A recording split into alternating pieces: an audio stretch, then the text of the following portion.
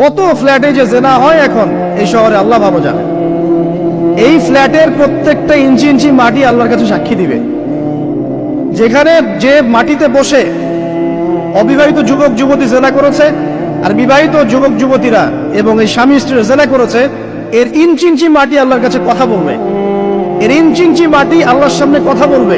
ইয়াউমাইযিন তুহাদ্দিসু আখবারাহা, সেদিন তুহাদ্দিসু আখবারাহা, জমিন তার খবর বলবে আল্লাহর কাছে। জমিনের কোথায় কোন পাপ হয়েছে সব বলে দিবে। এই জমিনে এখানে দাঁড়িয়ে জেনা করেছে, ওইখানে দাঁড়িয়ে মদ খেয়েছে, ওইখানে কাউকে খুন করেছে, জমিন বলে দিবে। একটা কথা এখানে মাঝখানে বলে দেই, যারা অবিবাহিত যুবক যুবতী আছো, এই লেকচার তোমরা যারা শুনছো, তোমাদের মধ্যে কেউ যদি জেনা করে থাকো, অবিবাহিতর কথা বলছি, তোমাদের কাঁধের মধ্যে এখন 100 বেত্রাঘাতের শাস্তি ঝুলে আছে। সূরা নূরের 1 থেকে 3 নম্বর আয়াত পড়ে দেখবে, অবিবাহিত যুবক যুবতী যদি জেনা করে তাদের শাস্তি হচ্ছে 100 বেত্রাঘাত, তাও জনসমক্ষে, এবং এক বছরের জন্য নির্বাসন। এই বিধানগুলো যদি পৃথিবীর কোনো দেশেও না থাকে, আসমানে আছে। মরার সাথে সাথেই এই বিধান কার্যকর হবে ইনশাআল্লাহ। বাঁচার মধ্যে কি একটাই উপায় আছে। এই লেকচার কানে চলে গেছে, অনতিবিলম্বে ওযু করবে। ওযু করে খালেস ভাবে রাতের শেষ রাতে জায়নামাজ বিছাবে। জায়নামাজ বিছিয়ে আল্লাহর সামনে দাঁড়িয়ে 2 রাকাত নামাজ পড়বে। পরে নিজের পাপের কথা স্মরণ করে চোখ দিয়ে দরদর করে পানি ফেলে দিবে। আল্লাহকে সিজদায় গিয়ে বলবে, আল্লাহ আমি জিনা করেছি, আমাকে মাফ করে দাও। আমার এই পাপের কথা কেউ জানে না, তুমি জানো, মাফ করে দাও। এই মাফ নেওয়ার পরে আবার ওই যার সাথে করেছেন ওর সাথে আবার লিঙ্ক আপ করার চেষ্টা করেন না। আসো আমরা জেনা করেছিলাম, আসো বিয়ে করে নেই, এটা সলিউশন না। জেনা করেছেন, আগে তওবা করে ফিরে আসতে হবে, তারপরে পুরো জীবন ইসলামিক লাইফ লিড করতে হবে। আল্লাহ যদি দেখেন যে হ্যাঁ আপনি ঠিকঠাক তওবা করে আল্লাহর কথা চলছেন, আল্লাহ তখন আপনাকে নেককার স্ত্রী দিবে ইনশাআল্লাহ। এই একমাত্র রাস্তা যুবকদের জন্য এবং যুবতীদের জন্যও। যুবকরা না হলে পার পেয়ে যেতে পারে, কারণ একটা কথা সমাজে প্রচলিত আছে না, যে ছেলে মানুষের ইজ্জত তো সহজে যায় না, গোপন হয়ে গেছে, কেউ জানে না, আল্লাহ মাফ করে দিয়েছেন, সে হয়তো পার পেয়ে গেল। কিন্তু এই যে মেয়ে, তুমি যে 8-10টা ছেলের সাথে জেনা করেছো, তোমার ইজ্জতের কি হবে?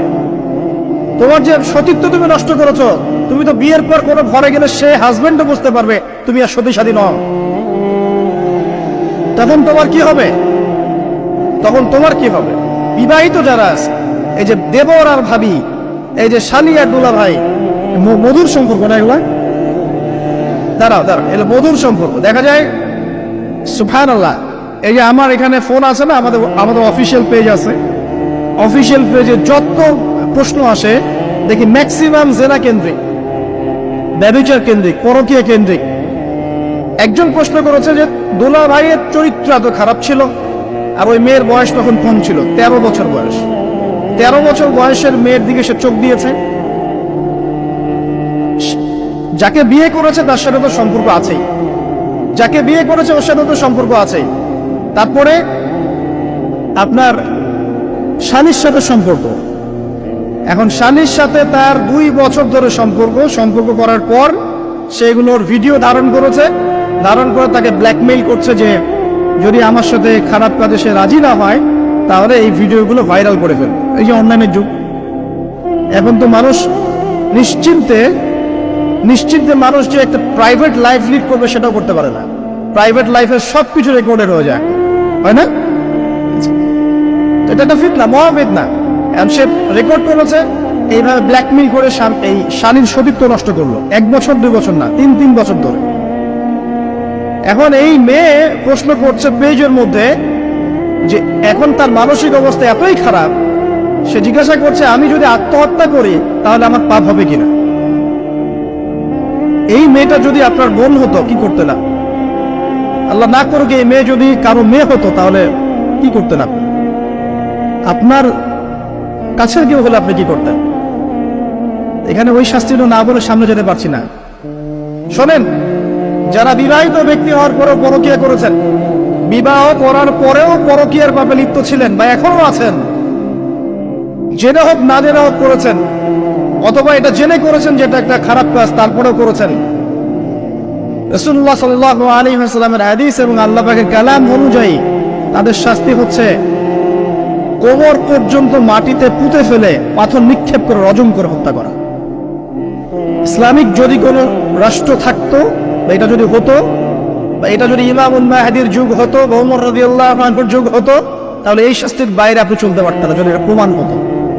এই শাস্তি যদি দুনিয়াতে কার্যকর নাও হয়, আপনি যদি তওবা না করে মারা যান, তাহলে কিয়ামতের মাঠে এই শাস্তি আপনি ভোগ করবেন।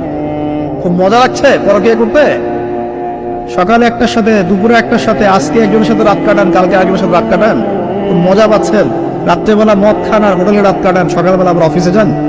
আমাদের শহরের এগুলা কালচার কোত্থেকে আসলো?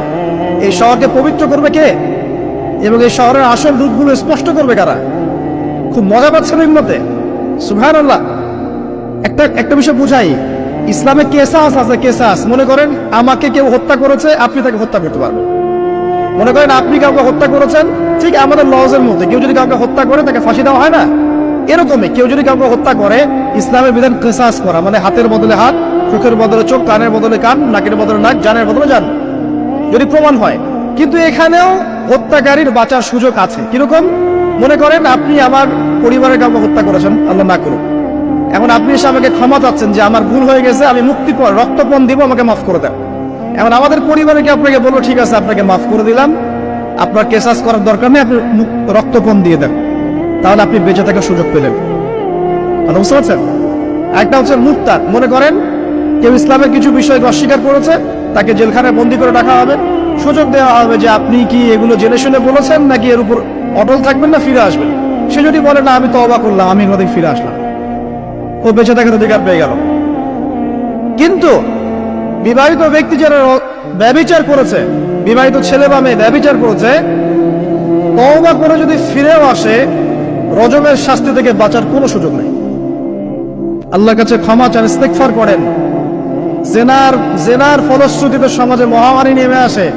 জেনার, পরকীয়া, অশ্লীলতার কারণে সমাজে এমন সব রোগ ব্যাধির উদ্ভব হয় যেগুলো কখনো ছিল না। এই শহরটা জেনার শহর। আমাদের এই ঢাকা শহর জেনার শহর। আপনাকে এটা বোঝার জন্য আমার লেকচার না শুনে আপনি পেপার পত্রিকা ঘাটেন, অনলাইন সার্চ করেন, দেখবেন এই শহরে আনাচে কানাচে জেনা হয় এবং ওপেন জেনা হয়, মানুষ জেনাকে হালাল মনে করে। এই শহরের যুবক যুবতী যারা একে অপরের সাথে বয়ফ্রেন্ড গার্লফ্রেন্ড কালচারে লিপ্ত আছে, এটাকে তারা হালাল মনে করে, কেউ হারাম মনে করে না। কত বড় সাহস দেখায়। আর রাস্তা দিয়ে আমরা হেঁটে গেলেও বয়ফ্রেন্ড গার্লফ্রেন্ড এসে আমাদেরকে সালাম দেয়, বুঝুন আমাদের জন্য একটু দোয়া করেন। তো প্রত্যেকটা পার্কে পার্কে যাবেন, এই যে আপনাদের রেস্টুরেন্ট গুলো তো যাবেন, দর্শনীয় যে স্পট গুলো সেখানে যাবেন, দেধার সে জেনা হচ্ছে, জিনার জেনা। আমি এই যুগের কথাই বলছি। নবী সাল্লাল্লাহু আলাইহি ওয়াসাল্লাম বলছেন, আমাদের নবী বলছেন, আমার উম্মতের একটা অংশ, সবাই না, আমার উম্মতের একটা অংশ অবশ্যই জেনাকে হালাল করে নেবে, অবশ্যই মদকে হালাল করে নেবে, মদ পান করবে কিন্তু মদের নাম অন্য দিবে, এবং তারা গান বাজনা বাদ্যযন্ত্র নর্তকীদেরকে হালাল মনে করে নিবে। নবী সাল্লাল্লাহু আলাইহি ওয়াসাল্লাম বলেছেন, যখন সমাজে এরকম পাপ বাড়ে, তখন সমাজে এমন সব রোগ ব্যাধি আসে যা আগে কখনো ছিল না। এবং এদের ব্যাপারে নবীজি বলেছেন, একদিন সকালবেলা আল্লাহ পাক এদেরকে বানর এবং শুয়োর বানিয়ে দিবেন। কিয়ামতের আগে এই ঘটনাও ঘটবে, বিকৃত হবে, ভূমিধস, ভূমিকম্প, ভূমিধস এবং আকৃতির বিকৃতি, এগুলো আযাব আসবে আল্লাহর কাছে, আল্লাহর পক্ষ থেকে, এই জেনা, এই ব্যভিচার, এই পরকীয়া, নোংরামি, অশ্লীলতার কারণে। ঘরে ঘরে এগুলো বয়ফ্রেন্ড গার্লফ্রেন্ড কালচার। কেউ মনে করে না যে এগুলো হারাম, কেউ মনে করে না যে আমার এই যে সহপাঠী আমার গায়রে মাহরাম। গায়রে মাহরাম, এই গায়রে মাহরাম শব্দটাই নাই। কাজিন, চাচাতো বোন, মামাতো বোন, খালাতো বোন, এই যে কাজিন, এরা জেনা করছে। কি দেখা বাকি রেখেছে এই যুগে আমরা? এই যুগে আমরা দেখছি যে নিজের মেয়ের সাথে পিতার শারীরিক সম্পর্ক। পেপার পত্রিকা পড়েন, একটু অনলাইন ঘাটেন, দেখেন কোন যুগে আছেন আপনি। সমাজের ন্যায় অন্যায় হক বাতিলের মানদণ্ডই উল্টে যাবে। মানুষ ন্যায়কে অন্যায় মনে করবে, অন্যায়গুলোকে ন্যায় মনে করে নিবে। কোনো মানদণ্ড নাই, কোনো মানদণ্ড নেই। আমাদের শহরের এই অবস্থা, শান্তিতে কিভাবে ঘুমাবেন আপনি? নিশ্চিন্তে থাকবেন কিভাবে? কখন যে আল্লাহর গজব চলে আসে। কোরআনে একটা আয়াত আছে, যখন আল্লাহ পাকের গজব আসবে তখন শুধু জালেমদের উপর খাস করে আসবে না। আলেমদেরকে জিজ্ঞাসা করেন, আলেম ওলামাদেরকে জিজ্ঞাসা করেন, যখন আল্লাহর গজব আসবে জালেমদের উপরে শুধু খাস ভাবে আসবে না, সবার উপরে আসবে। আমি খুব ভালো মানুষ, ওয়াজ করছি, নসিহত করছি, পার পেয়ে যাবো এমন ভাবার সুযোগই নাই। আপনাকে আপনার সাধ্য মতো অন্যায়ের প্রতিবাদ করার চেষ্টা করতে হবে। লাতা'মুরুন্না বিল মা'রুফ, নবীজি বলছেন অবশ্যই তোমরা সৎ কাজের আদেশ করো। ওয়া লাতানহাউন্না আনিল মুনকার, অবশ্যই অসৎ কাজে নিষেধ করো। আও লা ইউশিকান্না আল্লাহু আন ইয়াবআথা আলাইকুম ইকাবাম মিন, অন্যথায় আমি আশঙ্কা করি তোমাদের উপর আল্লাহর পক্ষ থেকে বিশাল গজব আসবে। সুম্মা তাদউনাহু, এরপর তোমরা সবাই আল্লাহর কাছে দোয়া করবে, আল্লাহ গজব সরিয়ে দাও, সরিয়ে দাও। লা ইউস্তাজাবু দুআকুম, তোমাদের দোয়া কবুল করা হবে না। নবী সাল্লাল্লাহু আলাইহি ওয়াসাল্লাম বলেছেন মান রাআ মিনকুম মুনকারান, তোমাদের মধ্যে যে কেউ whoever he is, যে কেউ যদি কোনো মুনকার, নোংরা গর্হিত কোনো কাজ দেখে, তাহলে যেন ফাল ইউগাইয়ির বিয়াদিহি, তার সামর্থ্য থাকলে হাত দিয়ে যেন ঠেকায়। সামর্থ্য থাকলে হাত দিয়ে যেন ঠেকায়। যাদেরকে আল্লাহ পাক হাত দিয়ে ঠেকানোর ক্ষমতা দিয়েছেন তাদেরকে আল্লাহ জিজ্ঞাসাবাদ করবেন, কেন ঠেকালে না তুমি? জেনার লাইসেন্স দিলে কেন? মদের লাইসেন্স দিচ্ছে কেন? ঠেকালে না কেন? তুমি অন্যায় কাজকে ঠেকালে না কেন?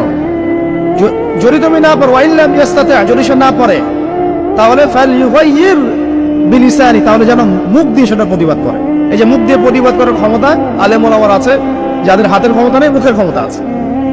সেটাও যদি না পারে, ওয়াইল্লাম ইয়াস্তাতি', সেটাতেও যদি সে সক্ষম না হয়, ফাবিকলবি, তাহলে যেন অন্তর দিয়ে ঘৃণাটা পর্যন্ত করে। ওয়াবিযালিকা আদআফুল ঈমান, এটা হচ্ছে ঈমানের সবচেয়ে নিকৃষ্ট একটা অবস্থা, সর্বনিম্ন অবস্থা। এর নিচে ঈমানের কোনো অবস্থাই নাই।